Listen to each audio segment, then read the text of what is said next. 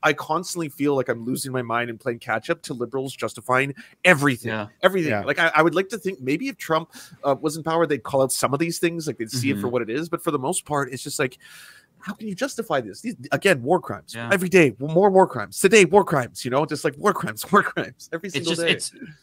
I think you're right, Lance. I've been thinking about this lately too. I think that the only way to get liberals to be against this is if Trump was the one that was doing it. And it's not like we don't have evidence to this. It's not like we're being overly uncharitable, because they were very outraged, I think rightfully so, by kids in cages. You know, that elicited a very strong the liberals were the strongest allies. This is horrifying. How could we? But then the cages became plastic and they're see-through now, and it's nice. And the families can be in the cages together with their, you know, in prison still, but they're with the kids, so they're, you know, we never heard a peep from them again. And then we got this. I don't know if you want to switch subjects, but I really wanted to bring this up because this is where we're at now.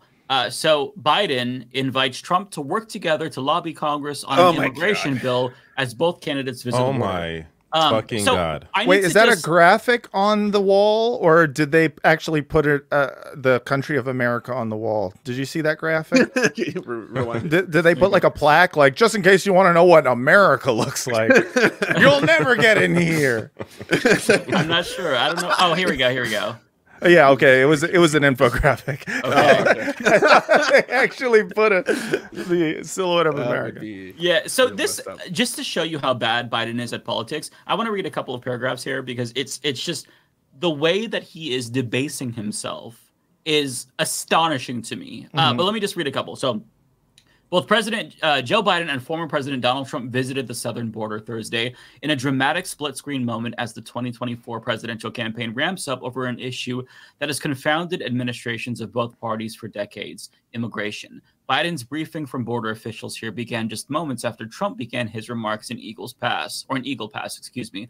Biden thanked border agents and said he would get them more resources come hell or high water.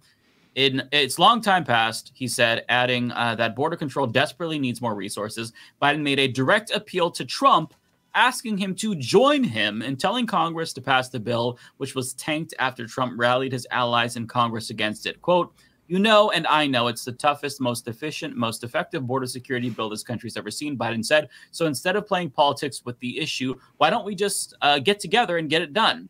Biden touted the bipartisan bill. Let me skip this. So he goes on to do that. And then guess what Trump does? He tells him to go fuck himself. Yeah, he says, fuck you. Like, that was the whole point. Of course, it's so easy. I'm surprised he didn't call him a pedophile or something. Like, Trump's national press secretary hit back at Biden's appeal. Instead of shifting blame on everyone but himself, Joe Biden should take responsibility for the border crisis, deaths, and destruction that his policies have caused. I mean, so there you have it. Biden literally like teed up this attack for Trump. He saw it as the worst part is that was the point of it. He thinks that it makes him look good when he's like, "Oh, I'm offering us to both go, you know, go halvesies, splitsies on the cages," and he won't even do it. And he thinks that people like that people go like, "See, you know, that's a great thing about Biden. My president. He's willing to, you know, have someone piss right in his mouth," and you know, like who is this for? That's what I can't fathom. It's like, okay, does he think that there's going to be a Trump supporter that's like, you know what?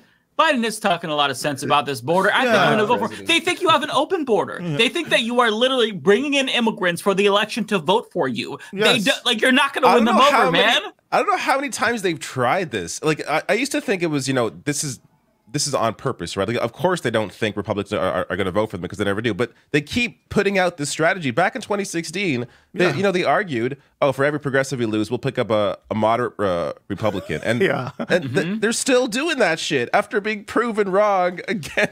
Biden only won in 2020 because young people came out to vote. Marginalized communities came out to vote. Like because there was a fucking pandemic and people were early voting and it was largely an anti-Trump vote. Yeah, and Trump was like, "Don't do that. That's George Soros voting," or whatever. Like, if he hadn't said that shit, and if he had fucking just like been like, "Yeah, fucking everyone mail in your ballots," I don't know if Biden would have been fucking president.